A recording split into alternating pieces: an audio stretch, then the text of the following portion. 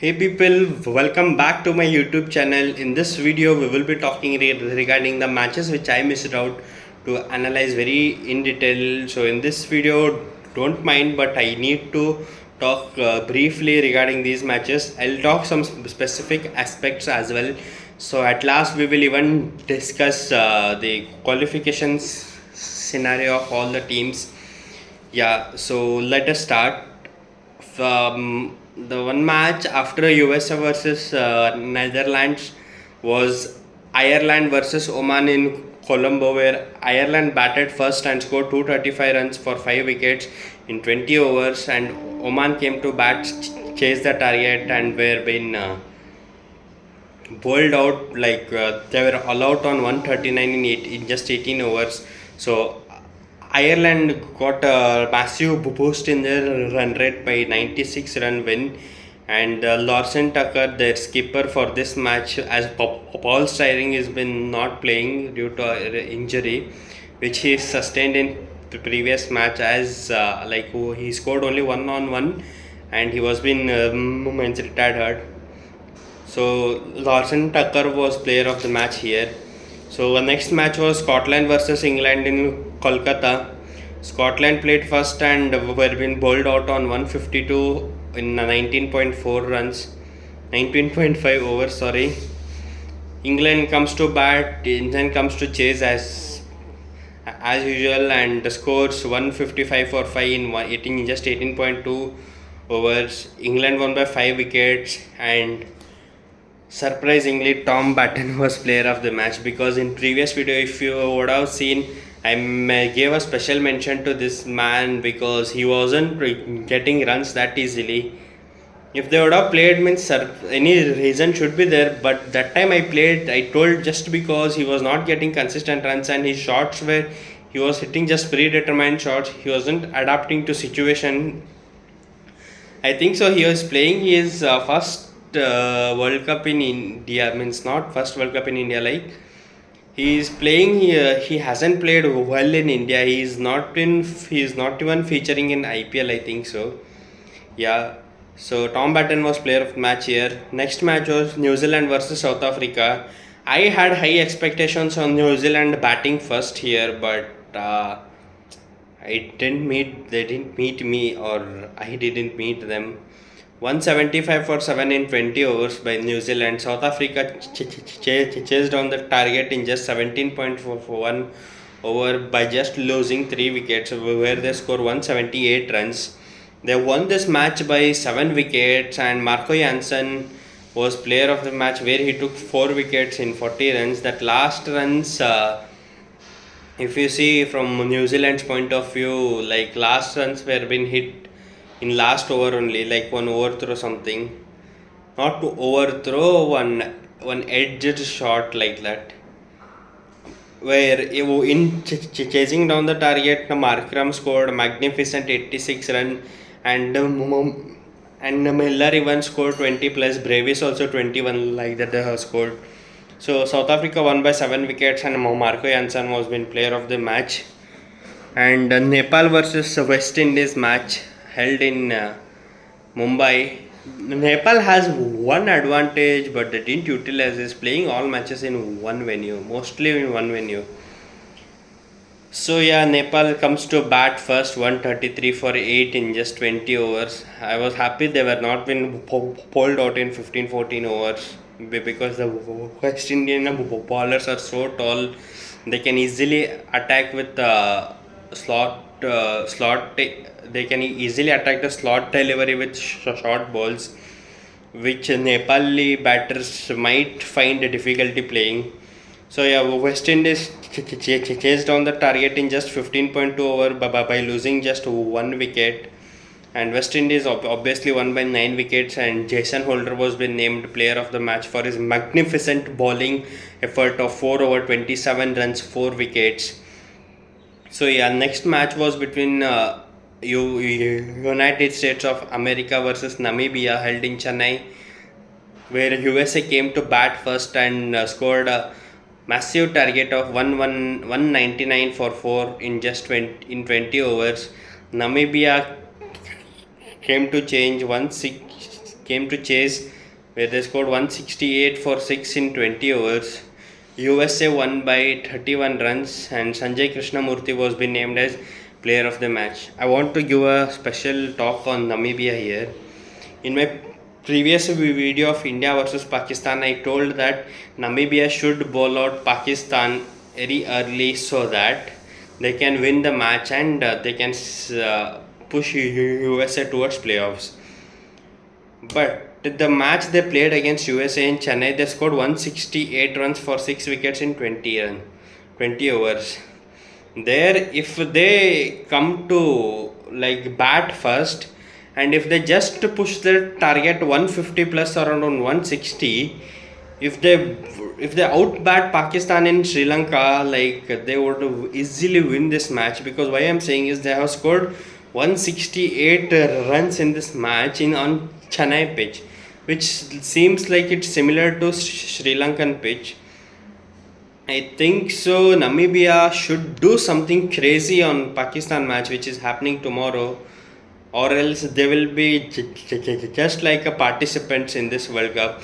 If they win tomorrow, they will be praised, USA will be praised, and Pakistan will be officially eliminated from this World Cup.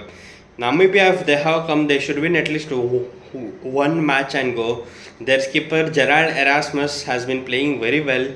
They have a great coach Gary Christian. Think so they will do. I have high hopes on them. So yeah, next match was UAE versus Afghanistan after India versus Pakistan match, where UAE comes to bat and scores 160 for 9 wickets in just 20 overs, and Afghanistan scores 162 for 5 in 19.5 overs and wins this match. Azmatullah Omarzai played a magnificent innings of 40 of just 21 deliveries while chasing down the target, and while bowling first he took 4 wickets by giving 15 runs in just 4 overs. He played very well here. Ibrahim Zadran scored 50 or 40 runs or 40 balls or 41 balls like that. In terms of UAE, if you see, Shahid Khan scored 68 runs. Afghanistan won here. Zadran is in form here. If the same innings, not just 50 for just 25 runs against South Africa, if they would have been played, and if not him, then if the management would have sent a right batsman in super over, which I discussed in a previous video also, if you want you may see, they should have won this match and that match, and they should have been in the race of playoffs. Now Afghanistan is also eliminated only. Next match, England versus Italy. England first batting 202 for 7 in 20 overs, where Will Jack scored 53 of 22. Italy comes to chase down the target and scores 178 for 10 wickets in 20 overs, where Ben Manenti scored 60 of 25 with an outstanding strike rate of 240. If the same similar innings if would have been come from top order, means they would have been near to the chase. I don't think they would have chased, but they would have been near easily. Jofra Archer 4 over 25, 4 wickets.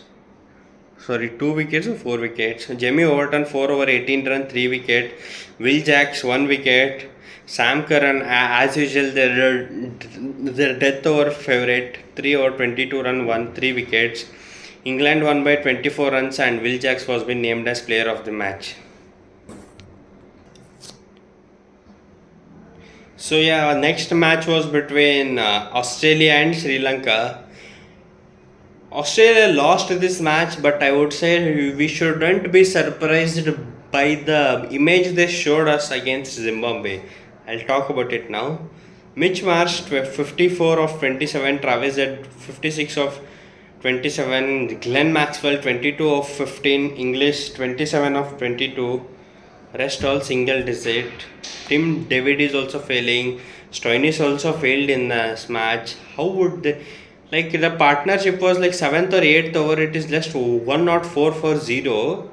After that, 181 bowled out in 20 overs.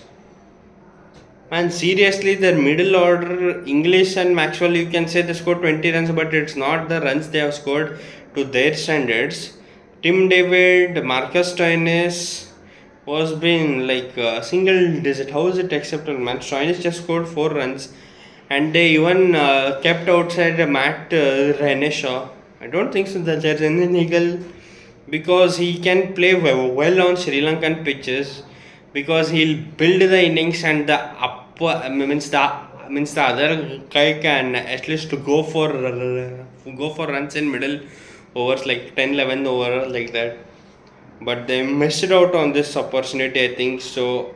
Their bowling is more poor and they haven't put enough runs on target. Now they might argue we have a poor bowling, but they have actually full packed batting order where Tim David was recently in a red hot form. Suddenly on a challenging conditions, he is not batting at his best. Stoinis also 1 or 2 matches he played, but in this match he failed completely. So yeah, Sri Lankan bowling, Dushmanta Hemanta 4 over 37 run 3 wickets, Chamira 4 over 36 2 wickets, and the Pathum Nisanka catch of the tournament which he has taken. And yeah, when Sri Lanka came to chase Pathum Nisanka 100 of 52, the first centurion of this World Cup. Huge congratulations to you, bro. You have played very well, and he took that resilience. Though he completed his century like 2 runs were needed in so and so balls, he played a magnificent innings, and the people around him also played good only, like Kusal Mendes 51 of 38. Kusal Pereira was being bowled on 1 on 3, but the remaining batsmen played well. Pawan Ratnayake, he also played beautifully. Like recently, also he was a player of match. So Sri Lanka chased down the target in just 18 overs by scoring 184 for 2 wickets. Where Stoinis took just 2 wickets, but he was expensive as well. Sri Lanka won by 8 wickets, and Pathum Nisanka was being named as player of the match. So we'll talk about the next match which happened today morning, Canada versus New Zealand. Canada scored 173 of 4 wickets in 20 overs, where Yuvraj scored an 110 of 65, the second centurion of this World Cup. Dilpreet Babaja, their skipper, 36 run over. From here, nothing was there in middle order. If they would have given a push off on 30 runs as well, it would have been great for bowlers to at least show some efforts in defending, because the destruction which Glenn Phillips and Rachin Ravindra took over in second innings, where Rachin Ravindra scored 59 of 39 deliveries, Glenn Phillips 76 of 36, just 36 deliveries. Finn Allen 21, Tim Seifert 6 runs. They failed today, not Finn Allen but Tim Seifert for sure. Where Canada, if you see from Canada's point of view, Dillon and Saad took 1 wicket. From New Zealand point of view, Matt Henry, Jacob Duffy, Kyle Jamieson took 1 wicket. Santner was not playing. Tyrell Mitchell was skipper for today. New Zealand won by 8 wickets, and Glenn Phillips was named as player of the match. So yeah, that's it on the matches which have been completed so far. There's one more match happening now, where the toss is being delayed due to wet outfield and rain as well. Ireland and Zimbabwe, which will show Australia their doors for a further tournament. If you see now group wise qualification scenario, Group A, India has been already qualified. Now the second team which will qualify, as I told, will be between USA and Pakistan. That's what I told you. Namibia should play a good innings and try to show some efforts and have a good image before exiting this World Cup by winning against Pakistan. Or else if they lose, then Pakistan will qualify, and USA Netherlands and Namibia will be eliminated. From Group B is an absolutely like means roller coaster. Still, there are three teams which we can qualify apart from Sri Lanka.